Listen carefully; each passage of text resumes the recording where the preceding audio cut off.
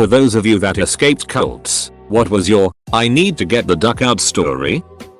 I used to be in a group called the Grand Old Party, but after watching the leader brag about sexually assaulting women, insult fallen members of the military, pointlessly repeal protections for the environment, push xenophobic policies, engage in every petty dispute available, continually praise dictator despots, spend his work hours pushing baseless conspiracy theories, and attempt to scale back testing during a worldwide pandemic, I began to subtly think that I may be a part of a cult with a death drive and a leader intent on driving the entire group straight over a cliff. Thank you for the Reddit gold, guys. Not me, my mother. She used to go to a church college up in New Jersey. Not gonna name any names here, but a cult nonetheless. No music, aside from Christian radio, strict dress codes, etc. She knew they were bad, but she realized she needed to get fo when the preacher went up to the podium and mentioned offhand that while wrong, Jim Jones had a good point. This was in the 80s, mind you, right after Johnstown.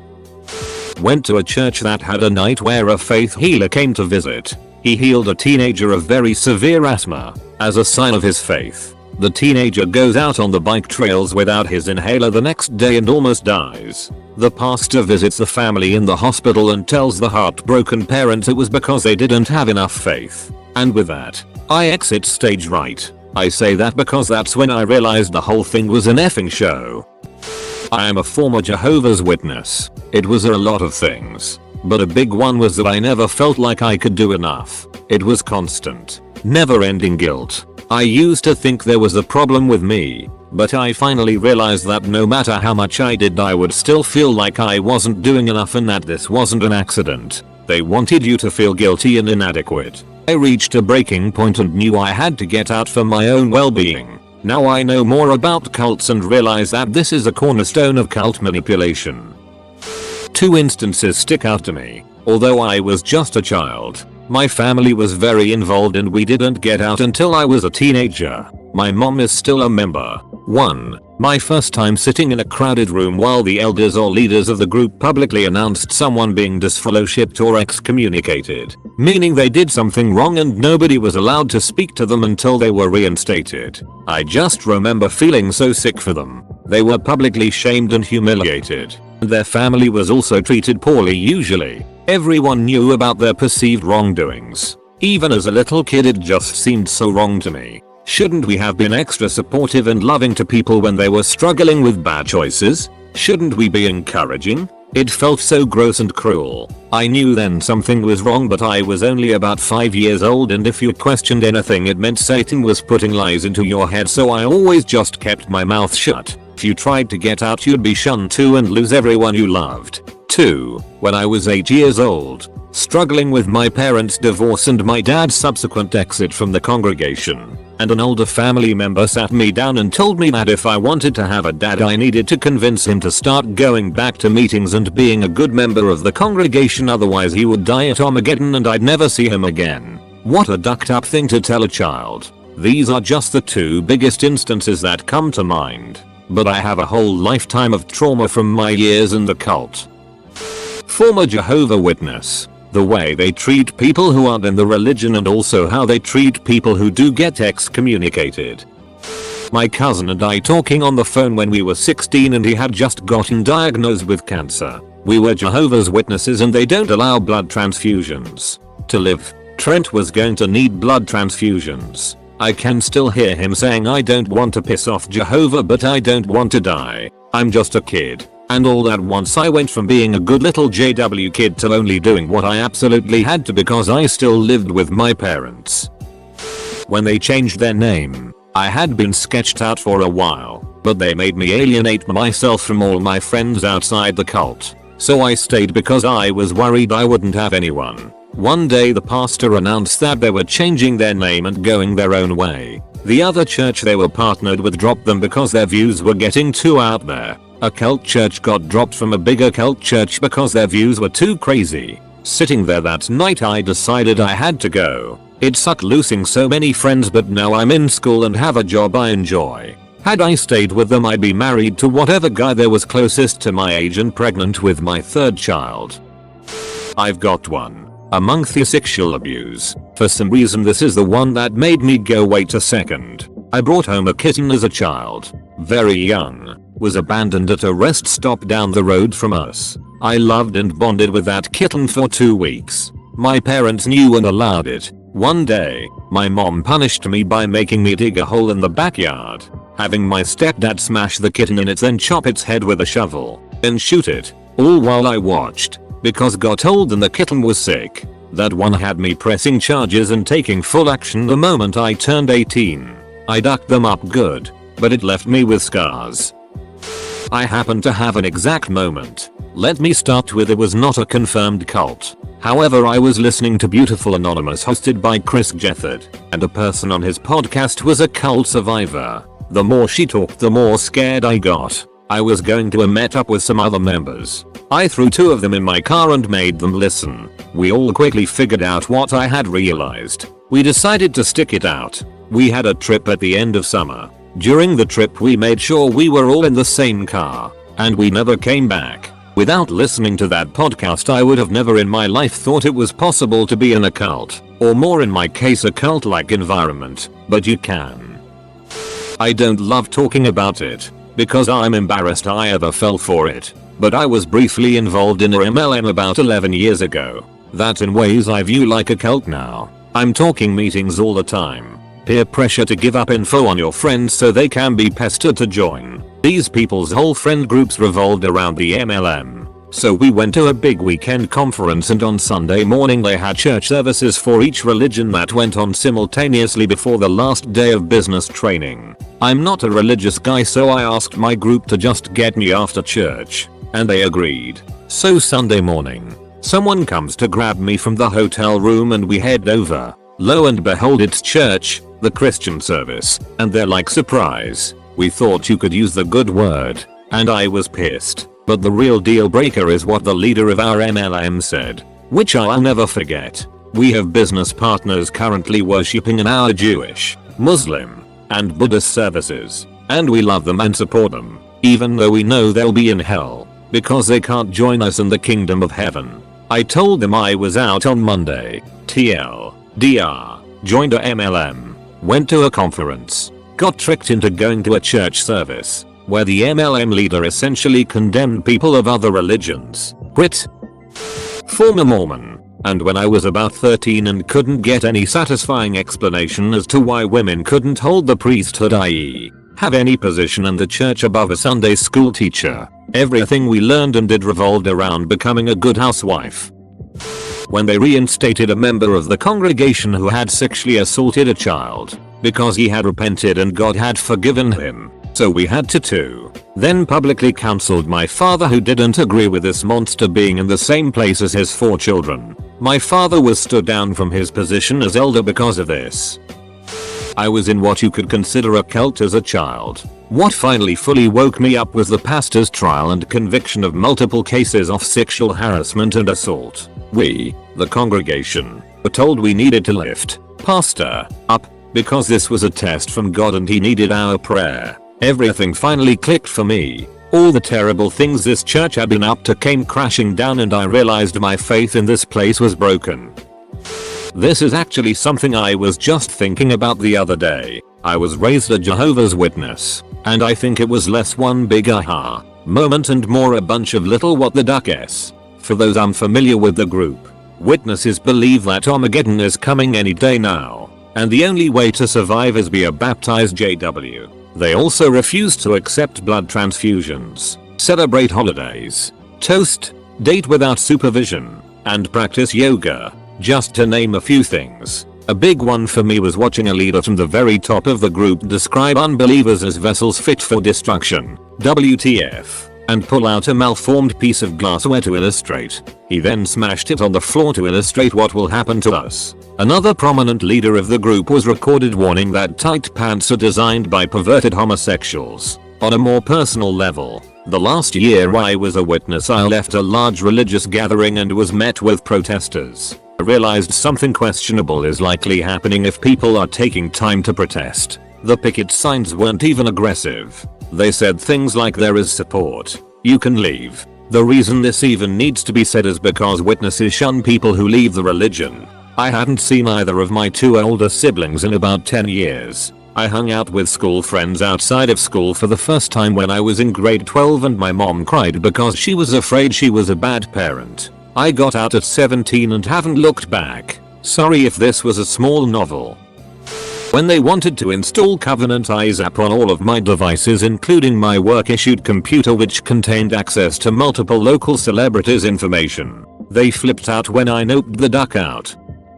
This will get buried, but this hits home hard. My realization that I needed to get out came when I found it was easier to tell my parents that my girlfriend was pregnant rather than tell them I didn't want to go on a Mormon mission as a 17-year-old. It's been 10 years and looking back it makes no sense. But it led me to a beautiful life and I'm immensely grateful. Now I'm the father of the 2 most incredible children and I haven't looked back. Duck the Mormon cult. When I found out that all Jehovah's Witnesses elders are basically liars. Combine that with that JWs insist that sexual crime victims must have 2 witnesses to sex crime before the elders will listen to them. This also includes child abuse victims. Combine that with the victim is shunned by family and lifelong friends if they speak out. Former Mormon. Ever seen the South Park episode wherein Joseph Smith translates the Book of Mormon using a hat and a rock? The entire episode is factually accurate. Mormons are historically racist and extremely sexist to boot. Their entire dogma reads like the insane ramblings of a hateful, exclusionary, lustful snake oil salesman. Because it is. I was in this religious cult in Montana. At first the father seemed like he was here to save us. Then we learned of his 3 hidden nuclear silos. Former JW myself. Though even as a child I was never really sold on it. Always felt wrong. My mother is still hardcore into it and a few family members on her side. They are actually a bit more liberal than most as my sister is gay and they are still very warm and welcoming to her. The passing of my father, who was not a JW, softened up my mother a bit. I didn't have the same experience and felt like I was being forcibly brainwashed and I remember a few encounters with Aussie elders over my attitude and behavior. Duck those guys. I broke away because I wanted to be a musician and I rather die in their Armageddon than give up my creative outlet. That went over really well as you can imagine. I'm in my 40s now and have had a moderately successful music career to date. I never looked back. I feel bad for my mom. A few years ago I caved and went to meeting with her to humor her. This is after maybe 20 years after giving the brothers the finger and I hadn't seen my mother in years. It was 2 hours of hateful, ignorant bullet. Duck those guys. It's been a while since they knocked on my door. I must be on a no-knock list from the last time they were in the neighborhood. I'm quite sure I made an impression. As far as a single instance that happened that made me feel I needed to get the duck out, it was when I was blindsided with a meeting with the Aussie elders that my mother set up and she just sat there for over an hour watching these grown men verbally abuse me and try to tear me apart mentally because I didn't get it. I checked out right then and there and bided my time. I ended up leaving the country at age 20. Duck those guys. I was in Amway Ltd for a year and a half. I realized I needed to get out when 1. I found out about the killings of gays in Chechnya and began to suspect that I was unwittingly funding that or similar activities through my involvement in Amway due to the extreme conservatism of the environment, and how our top leader mentioned that Russia has more morality than us, USA, and we need to catch up. Out of curiosity, I later found out that one of the DeVos foundations donated to NOM which worked toward enacting severe legal punishments for homosexuality in Uganda. 2. I couldn't get out of my seat while a speaker was talking and couldn't not donate $236 to hear Bilans during Sunday morning service at conference because of expectations that had been subtly drilled into my head. Even while already suspecting what I mentioned in 1. Edit. Added the detail about the top leader's perspective on Russia. Edit 2. Clarified that the top leader was referring to us as in the USA. Edit 3. Added more parentheses for proper emphasis. So I used to live in a desert with my mother until 2 cultists came and took me to their temple. The cult I was in stole children at a very young age. Eventually they refused to promote me to a higher rank in the cult, so I joined an old guy who helped me exterminate them all by using their slave army of 10-year-olds against them. And my mentor cut off my legs and left me to die. I was never in a cult before, but I've always been fascinated by them. Look up the Alon School. It was a really ducked up cult that was masquerading as a troubled teens camp. That it is crazy. Note, if you don't want to go through the webcomic, you can YouTube Alon and even find the webcomic as an audiobook. I was raised in a Christian church that was borderline cult status. No music, no movies. We were told never to get close to anyone who wasn't from the church. Using a condom is a sin. And it isn't uncommon for 16 and 17-year-olds to get married before they graduate high school. And I knew I had to leave when during the sermon the preacher told the congregation that it was a sin to think too much about what they told us. Most of my family still goes to that church, so I'm kind of an outcast. People outside the church don't care to know me because I'm so much different mentally, and people from the church barely will look at me because I left it. Edit. Thanks for the upvotes. I've never really talked to anyone about it before, but I've always wanted a chance to share, so thank you for this. When I divorced my abusive ex and realized that I wasn't free to have any more relationships after that if I also wanted to maintain my relationships with my family and entire social system, friends, acquaintances, everyone I knew, all because that cult masquerading as a religion controlled practically every part of my life. You're not allowed to remarry, date or even flirt. Completely humiliating. It's the Jehovah's Witnesses. In case you can't tell, the second wake up came shortly thereafter when Australia revealed that they had a massive pedophile problem that they refused to address. To this day, they are the only religion in Australia who refuses to apologize, reform or work with the authorities on how they can change anything, when they clearly are the worst of the bunch when it comes to systemic child abuse. It is a horrible, repressive and even deadly cult. Never join them or even study with them unless you do your Google homework first. After 47 years of strict adherence, I was sitting in church one day looking at Facebook on my phone, came across an article and began reading it, jaw hitting the floor. While in church, using the church Wi-Fi as I read this expose on the same church I was sitting in, which led to 2 months of intense research that opened my eyes to the lies and hidden history of the Mormon Church. Despite how badly I wanted to avoid the awakening BC, it would mean that my entire life up until that point had been hijacked from me by a fake religion and fraudulent founder. The mounting evidence eventually overwhelmed me and I stopped believing. That was 2 years ago, and I cannot express through words how much it means to me to now have the rest of my life to be my own. Not a series of decisions that I will make under the false teachings of the Mormon Church. The most difficult part? None of my close friends or family, except for one of my 5 children, will talk to me about any of it or read any of the articles that could wake them up. Despite many of the articles being found in official church literature and sources the church accepts as true. Former Mormon, I became disenchanted with it when I came out. I realized I needed to formally leave when I found out that its foundations are lies from start to finish. The fact that God sent and changing doctrine keeps being rewritten in the dark history is frequently either explained away or denied is a pretty big part of it too. OP, I feel like you would enjoy Joe Rogan's interviews with Leah Remini and Ron Miscavige. Would an MLM be considered a cult? It was when my then husband decided that he could do as he wished with me, even if I was asleep. Our upline mentors had been pushing the idea that he was the leader in our home and business. He made the decisions. I awoke a few nights to something I did not approve of or ask for and finally decided to cut and run. This is putting it very simply, as I don't want to relive the details.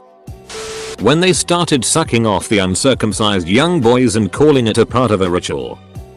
Not me, but I worked with a South African guy who joined a sort of crusade. There was a very charismatic leader and a core group of followers convinced that they were going to collect funds and then go establish a mission in some eastern country, not sure which. My colleague joined up and they traveled to Europe, going from city to city holding rallies and collecting funds. After a couple of months, he figured out that there was never going to be any mission. The whole point was to make the rounds and collect funds. He confronted the leader, who immediately booted him off the bus in the middle of nowhere. They were in a country where he didn't know the language, with no money and just the clothes on his back, and no work permit. He found a farmer who was willing to let him work for a few weeks off the books, and he earned enough to get a flight back to SA. He and I were in an actual mission together and he was very sharp, not the gullible type. Some cult leaders are just very good at convincing people of something that turns out to be a lie, not unlike a lot of politicians.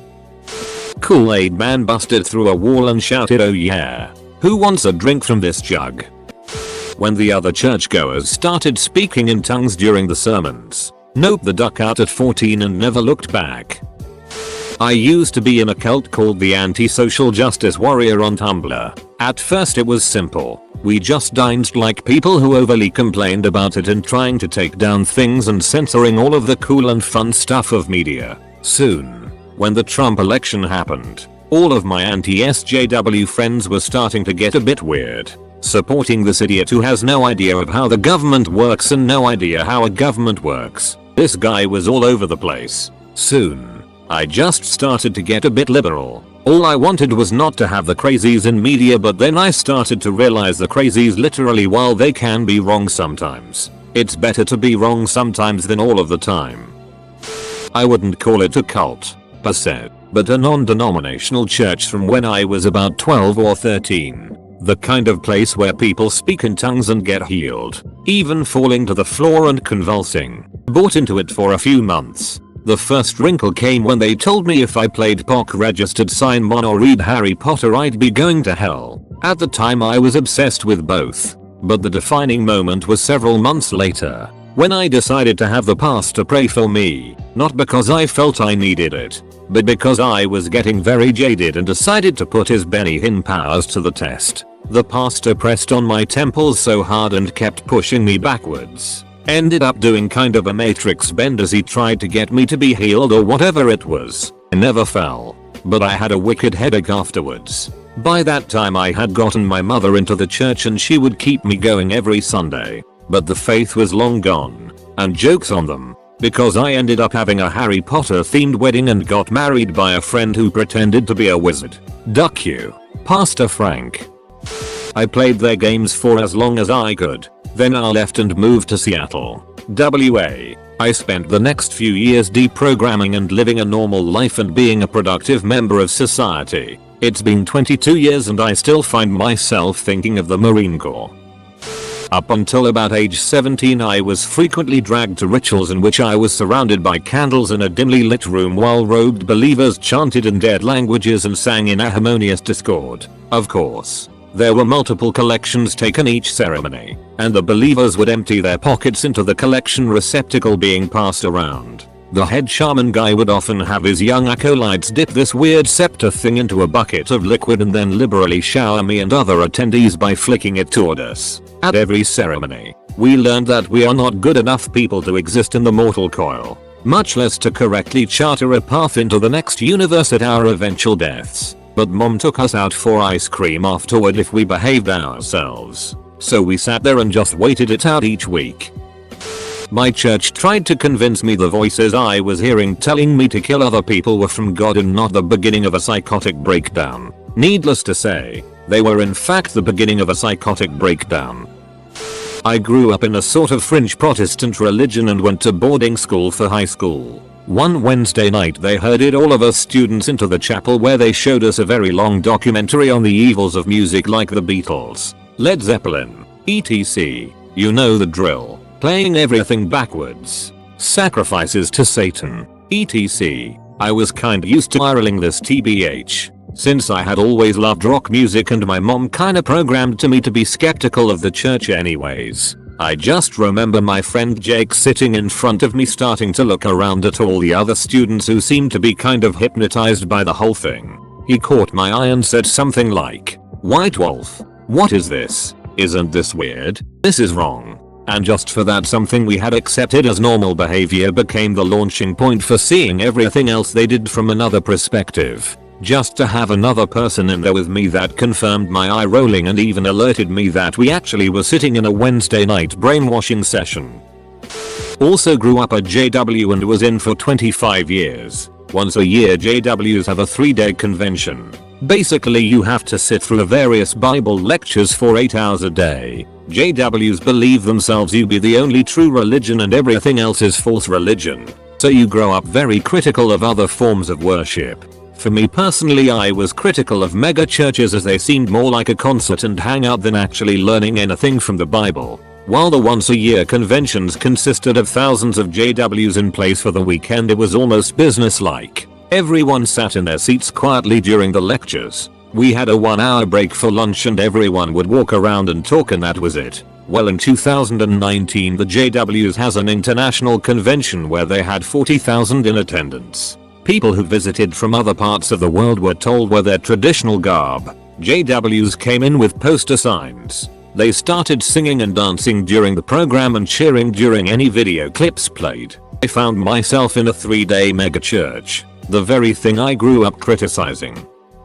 I was involved in a niche community group that stayed fairly small, around 30 women, and we all met through a woman who organized retreats. This woman was famous in the niche community. This was all very based around social justice, feminism, and finding our true selves. The retreats ran in the thousands for normal locations where nothing special was happening. We literally shared beds to make more money for the organizer. My GTFO moment was when I was in a group chat with the entire group and the leader started being honest that she didn't really believe in the social justice agenda she was preaching constantly. The rest of the group was so far gone that they told her it was okay. There were also one-on-one exchanges where her personality and beliefs would change constantly. Something was very off. I started to distance myself. About 5 months later, the niche community as a whole, not just the small group of 30-ish women, decided to call her out for not only scamming, theft, lies, but even grooming and sexual assault of people who attended the retreats. I'd witnessed some of this but was told to brush it off and that it was normal at the time. The cult banded together and refused to believe the 100 or so women who came forward. I was the only one who noped out of it. They disowned me, lol. It was very hard. They were very close to me at this point and it had been years. They were the reason that I became strong enough to leave my abusive marriage. I considered some my sisters. They don't talk to me now and the cult continues the sermons and retreats and general scamming and lying.